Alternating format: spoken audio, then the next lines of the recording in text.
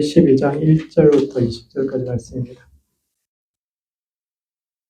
하나님 말씀은 구약 창세기 12장 1절부터 20절까지 말씀입니다.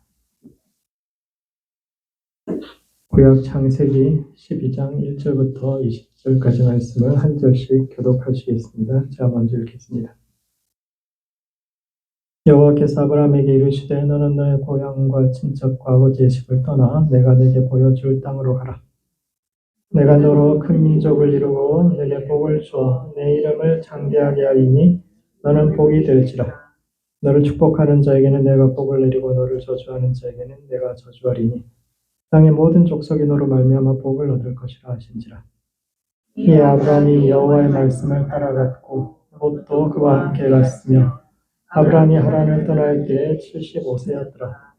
아브라함이 그의 아내 사레와 조카 롯과 하란에서 모은 모든 소유와 얻은 사람들을 이끌고 가나안 땅으로 가려고 떠나서 마침내 가나안 땅에 들어갔더라.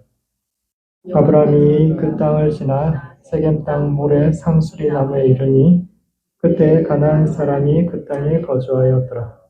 여호와께서 아브라함에게 나타나 이르시되 내가 이 땅을 내 자손에게 주리라 하신지라. 자기에게 나타나신 여호와께 그가 그곳에서 제단을 쌓고 거기서 베델을 동쪽 산으로 옮겨 장막을 치니 서쪽은 베델이요 동쪽은 아이라. 그가 그곳에서 여호와께 제단을 쌓고 여호와의 이름을 부르더니 점점 남방으로 옮겨갔더라. 그 땅에 기근이 들었으므로 아브라함이 애굽에 거류하려고 그리고 내려갔으니 이는 그 땅에 기근이 심하였습니다. 그가 애굽에 가까이 이르렀을 때 그의 아내 사레에게 말하되 내가 알기에 그대는 아리따운 여인이라. 애굽 사람이 그대를 볼 때에 이르기를 이는 그의 아내라 하여 나는 죽이고 그대는 살리리니 원하건대 그대는 나의 누이라 하라. 그러면 내가 그대로 말미암아 안전하고 내 목숨이 그대로 말미암아 보존되리라 하니라.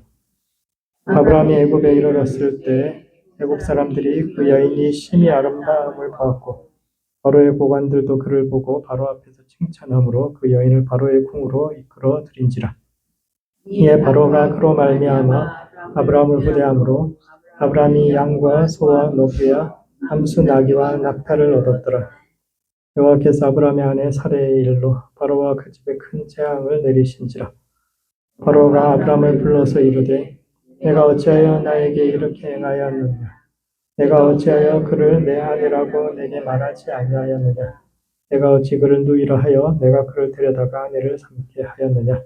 내 아내가 여기 있으니 이제 데려가라 하고 바로가 사람들에게 그의 일을 명하매 그들이 그와 함께 그의 아내와 그의 모든 소유를 내보내었더라. 창세기 12장은 믿음의 조상 아브라함이 처음 부르심 받아서 길을 걷는 장면인데 이 이야기 오늘을 살아가는 우리의 삶과 신앙이 던진 의미가 무엇인지에 대해 함께 생각해보는 시간을 갖도록 하겠습니다.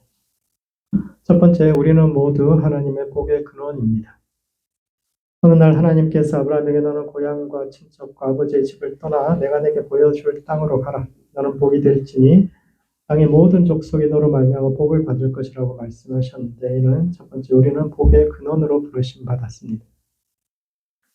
하나님은 아브라함에게만 이 말씀을 하신 것이 아니라 오늘 이 말씀을 읽는 우리 모두에게 하신 말씀이죠. 너는 복이 될 것이다 라고 말씀하셨는데 그렇다면 하나님이 복이 된다는 것은 어떤 뜻일까요? 우리는 어떻게 땅의 모든 족속에게 복을 흘려보낼 수 있을까요? 히브리인이란 자기 땅에서 먹고 살 것이 없어서 남의 땅에 일하러 갔던 굉장히 비천한 이들인데 그 사람들이 복을 받는다는 것, 심지어는 그 복을 다른 사람들에게까지 흘려보낸다는 것은 어떤 뜻일까요? 그들이 일하러 갔던 그 땅의 주인이 원주민들보다 더 높고 잘 돼서 장사도 잘하고 그렇게 해서 높은 사람이 되어서 잘난 사람이 되어서 그들을 부리는 사람이 되면 그 사람이 여호와의 복을 받은 사람이라고 이야기할 수 있을까요? 그렇다면 하나님의 복은 낯선 땅에서도 성공할 수 있는 능력을 가진 아주 소수의 사람들, 어디 갖다 놔도 잘할 수 있는 그런 사람에게만 주어진 것이지 우리같이 별다른 능력이 없는 사람들은 꿈도 꿀 수 없는 것일 겁니다. 그러나 하나님은 자발적으로 큰 뜻을 품고 강을 건넌 사람들이나 삶에 쫓겨서 어쩔 수 없이 고향을 떠난 사람들이 모두 다 하나님의 부르심과 소명 가운데 있으며 우리 모두의 삶이 복 가운데 있음을 이야기하는데, 그런 점에서 아브라함이 약속의 땅에서 받았던 모든 고난이 곧 그의 복입니다. 하나님의 말씀에 순종해서 약속의 땅에 도착한 아브라함이 처음 만난 것이 기근입니다. 비가 너무 많아서 도저히 견딜 수가 없어서 이집트로 내려가야 할 만큼 그런 기근을 만납니다. 그래서 내려가는 애굽 땅에서 또 아내도 뺏기죠. 사라가 아름답다는 소문을 들은 바로가 얼굴도 보지 않고 궁으로 보내라고 이야기합니다. 대제국의 왕이 보내라고 하니 보내지 않을 수도 없고, 그래서 다행히 하나님께서 보호해 주셔서 사라가 다시 돌아올 수는 있었지만, 그로 인해서 가장으로서 아브라함의 권위는 땅에 떨어집니다. 우여곡절 끝에 그들이 가나안 땅으로 돌아왔을 때 롯의 목자들과 아브라함의 목자들이 싸웠는데, 이것은 평소라면 있을 수 없는 일. 고대 사회에서는 가부장의 권위가 굉장히 대단합니다. 아버지가 아들을 때려 죽여도 국가에서 책임을 묻지 않아요. 밖에서 아무리 유명하고 국회의원을 하고 그래도 집에 들어가가지고 아버지한테 매맞는 것이 그 시대의 일상. 아버지가 그 집에 대해서는 모든 생사여탈권 다 쥐고, 그건 국가도 간섭할 수 없는 겁니다.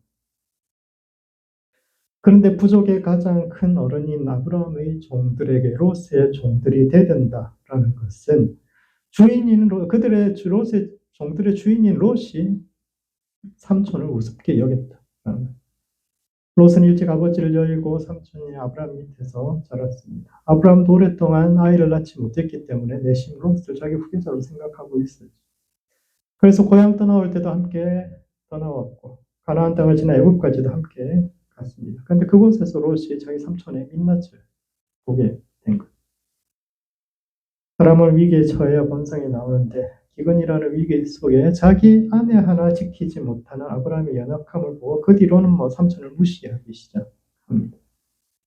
표면적으로는 두 사람의 양떼가 너무 많아져서 함께 걸 수 없어서 각자의 땅을 찾아 헤어진 것처럼 보이지만, 실은 아브라함이 가장 가까운 친족한테도 인정받지 못하는 하나님의 부르심을 따라서 멀리 왔는데 기근도 닥치고 가까이 있는 가족들까지 자기를 무시해요. 만약 본토 친척 아비 집에 그대로 머물렀더라면, 하나님의 부르심을 신경 쓰지 않고 자기 인생만 생각하고 살았더라면, 자신의 연약함을 가장 가까운 사람들에게 보여주거나 그래서 그들로부터 무시받는 일까지는 일어나지 않았을 것입니다. 그러나 이것이 돌아보면 아브라함에게 부어진 큰 복입니다. 하나님의 복은 남들보다 성공하고 잘 나가는 것이 아니라 자신의 부족함과 연약함을 보고, 그래서 세상에서 우스운 사람이 되기도 하고 낮아지는 것이 하나님의 복입니다. 하나님의 복은 역경을 뚫고 마침내 승리한 마지막 그 순간에만 있는 것이 아니라 그곳을 향해 걸어가는 모든 순간, 우리의 삶의 모든 순간에 하나님의 복은 이미 존재하고 있고, 우리가 고난받는 그 자체가 곧 하나님의 복입니다.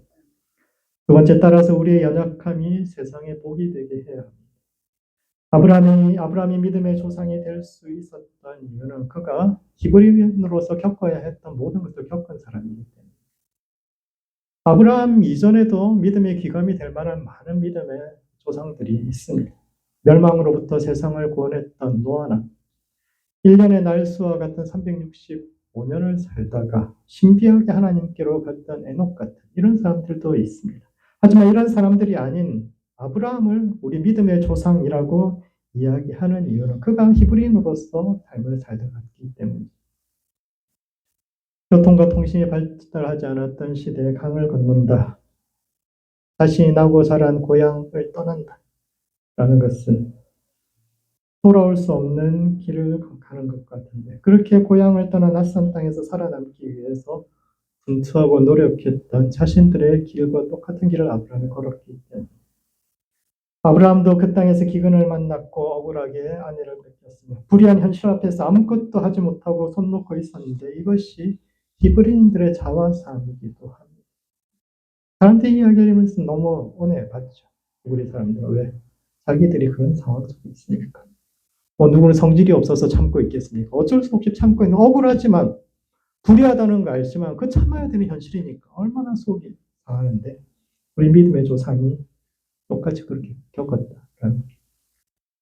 만약 아브라함이 영웅적으로 그 모든 어려움을 바로하고도 맞짱 뜨고 막 그렇게 했더라면 아마도 하나님의 부르심이라는 것은 결국은 뭐 고통스러운 현실 속에서도 하나님만 바라보고 걸어가는 굳은 의지와 능력을 가진 그런 삶에게만 해당되는 것이라고 생각하겠지만, 그렇다면 이스라엘 백성들은 아브라함 믿음의 조상을 받아들이지 않았겠죠. 자기들하고 너무 다른 사람이에요. 종자 자체가 다르니까.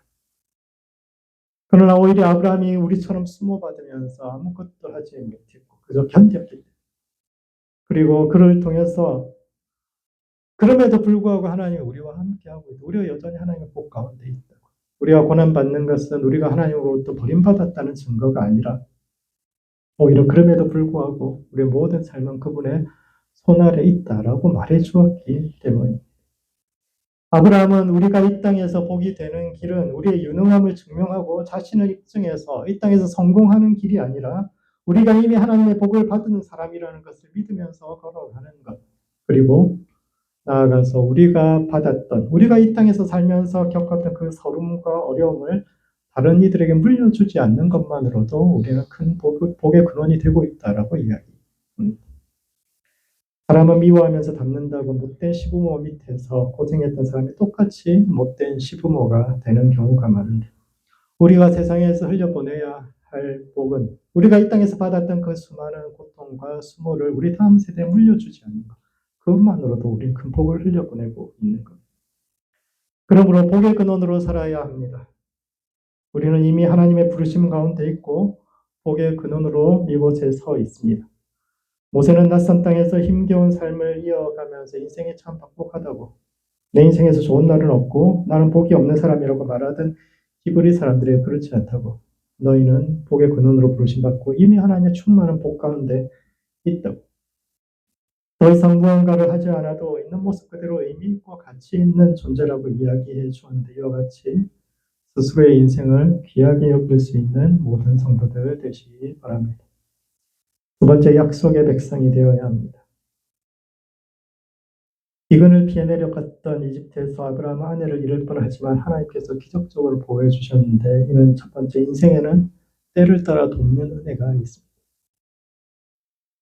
아브라함이 약속의 땅에서 만난 것이 기근과 억울하게 아내를 뺏기는 두 가지 경험인데, 이것은 히브리 사람들의 보편적인 경험이기도 합니다. 과거 강을 건넜던 사람들이 낯선 땅에서 처음 마주하는 상황이 대부분 기근입니다. 그 강을 건넜다는 것은 먹을 것이 없어서 그래도 저 땅에 가면은 이 땅보다 좀 낫지 않을까, 그런 생각 때문에 건넜는데, 그곳에서 그들이 부딪히는 현실은 되게 인생에는 바닥이 없다라는 것을 확인하는 겁니다. 그나마 고향에서는 힘들 때 십시일반 아무리 힘들어도 옆에서 뭐 자기 밥 한 숟가락 덜어주는 사람, 친구, 친척들이라도 있지만, 그들이 건너온 땅은 눈 감으면 코베가는 세상이요, 바닥 아래 여기가 끝인 줄 알아 내 밑에 지하층이 존재한다라는 것을 깨닫는 것이 대부분이죠. 그래서 더 서럽고 억울합니다. 여기 오면 그래도 좀 더 나은 삶을 살 줄 알았는데, 경제적으로뿐만 아니라 정서적으로 너무너무 힘든 시간을 겪게 되는 거죠. 뿐만 아니라 그 땅은 누이와 아내를 사로잡아가는 그런 땅. 사람이 살면서 가장 비참할 때가 자기 가족을 지키지 못할 때입니다. 그렇지 않겠습니까? 자식이 보는 앞에서, 아내 앞에서 억울한 일을 당하면서 한마디 항의를 또 하지 못하는 상황이 가장 비참한데, 아브라함이 그런 일을 당하죠.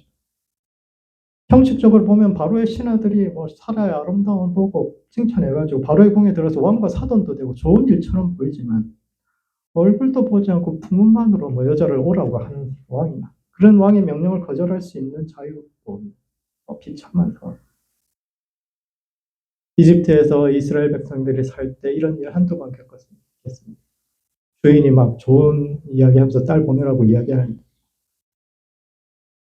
억울한 상황이자 말할 수 없는 상황이에요. 그 사람들이 뭐 강제로 데려가거나 그러지 않았을 거예요. 강제로 뭐 그건 아주 뭐 하수나 하는 짓이고, 뭐 너네 집 빚 갚아줄게, 아니 뭐 이번 달 월세 안 받을게, 아주 합법적인 거죠.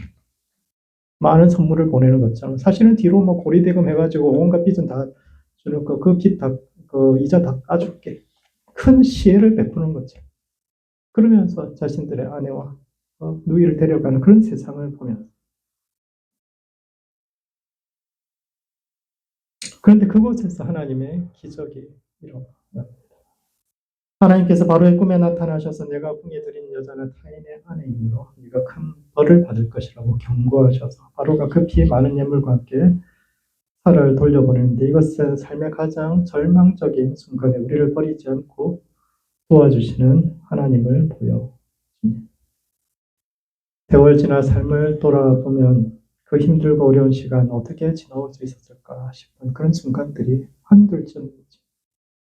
다시 한번 모르니까 모르는 게 약이죠. 모르는 게 알면 어떻게 거기를 지나왔겠어요.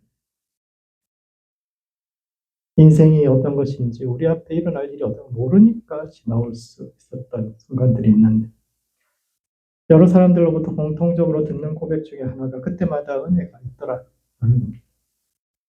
아이들이 대학 다닐 때까지는 그래도 장사가 돼서 먹고 사는데 이상하게 아들 이제 모든 하는 일이 끝나고 나서 더 이상 장사가 안 된다 이런 이야기를 여러 사람이 들어요. 직장도 그때까지는 굉장히 열심히 하고 잘 됐는데 그리고 회사에 별로 그 열심히 안 해서 근데 더 이상 절박함이 없어서 그런 건지 잘 모르겠지만 정말 어려웠을 때는 자기 능력의 120%를 발휘해서 할 수 있는 은혜가 있었다라는 이야기를 여러 사람을 통해서 들었습니다. 삶은 바닥을 모르고 지하로 내려가지만 그럼에도 불구하고 하나님은 그곳에서 살아내게 하시려고 오히려 그것 때문에 더 열심히 자신의 능력을 120% 발휘하게 합니다. 우리가 포기하지 않는다면 하나님도 포기하지 않고 어떤 고난과 역경 속에서도 우리를 지키시고 보호하심을 사라를 통해서 이야기하고 있습니다. 마지막으로 약속의 하나님을 바라보아야 합니다. 아브라함의 믿음의 조상이 될 수 있었던 마지막 이유는 그가 받은 약속이 성취되는 것을 보지 못하고 갔기 때문입니다. 하나님께서 아브라함에게 약속하신 것들이 있습니다. 네 자손이 하늘의 묵별처럼 많아지고 네가 밟는 모든 땅이 너와 내 후손의 소유가 되며 땅의 모든 족속이 너를 통해 복을 받게 될 것이다. 이게 크게 이제 이 세 가지입니다. 그가 죽을 때 갖고 있었던 땅은 아내가 묻힌 막벨라 굴이 전부요. 그것도 엄청난 바가지를 쓰고 겨우 얻은 무덤 하나. 자식 역시 이삭과 이스마엘 둘밖에 없었는데 그것도 둘이 그 엄마들끼리 싸워가지고 장자는 멀리 보내고 얼굴도 못 보고 살았죠. 땅의 모든 족속이 그를 통해 복을 받기는 하며 그 땅에서 겨우 또 남았습니다. 하나님께서 아브라함에게 많은 것을 약속하셨지만 아브라함이 죽을 때까지 그 약속의 대부분은 이루어지지 않았는데 만약 우리가 이런 상황이라면 우리는 자녀들에게 어떻게 이야기할까요? 자식들에게 늘 하나님께서 내게 이런 약속을 주셨다 이야기하는데 죽을 때까지 그 약속이 하나도 이루어지지 않았다면 마지막 순간 그럼에도 불구하고 하나님을 믿으라고 말할 것인지 아니면 내가 하나님께 속았다든지 아니면 내가 하나님 음성을 좀 잘못 들었나 보다라고 이야기하고 할까요? 여러분은 어떻게 반응하시겠습니까? 아마 대부분은 내가 잘못 들었던 것 같다고 하나님의 음성을 착각했던 것 같다고 이렇게 이야기하고 갔을 겁니다. 그러나 아브라함은 그렇게 이야기하지 않습니다. 오히려 아브라함은 이것이 기회다라고 이야기합니다. 하나님께서 약속을 주셨는데 그것이 이루어지지 않았다면 우리는 어음을 받은 것이다. 거래에는 현금을 즉시 지급하는 경우도 있지만 신전에 어음을 맡기고 일정한 시간 뒤에 받는 경우도 있는데 그럴 경우 원금에다 이자까지 함께 받습니다. 어음이라는 것이 현대 제도가 아니에요. 고대 사회에도 있었어요. 고대 사회 신전이 은행의 역할을 합니다. 어디보다도 안전하죠. 집에는 옛날에 자물쇠도 제대로 없어서 돈 어디 놔두면 다 털리는데 신전은 늘 지키는 사람이에요. 어디보다도 안전하죠. 그것에 맡긴 약속은 결코 깨질 수 없는데 그런 점에서 아브라함은 자신이 약속을 현금화하지 않은 것이 후손들에게 큰 복이라고 이야기합니다. 우리가 하나님으로부터 받은 어음은 부도난 것이 아니라 오히려 이 어음이 보장하는 이자까지 받을 수 있는 기회다. 하나님의 어음은 신용이 확실하고 이자가 굉장하기 때문에 현금화하는 시간이 늦어지면 늦어질수록 오히려 훨씬 많은 약속을 받을 수 있다. 그러니 하나님께 요구하라는 거예요. 하나님은 우리에게 빚이 있다.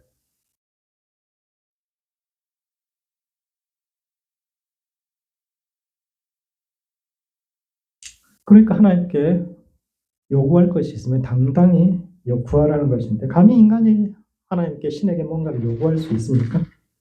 주시면 감사, 안 주셔도 감사하고 잊어버려야 하는데 하나님을 대하는 마땅한 태도인데 아브라함은 이루어지지 않은 약속을 빌미로 하나님께 더 가까이 가는 길에 대해서 이야기합니다.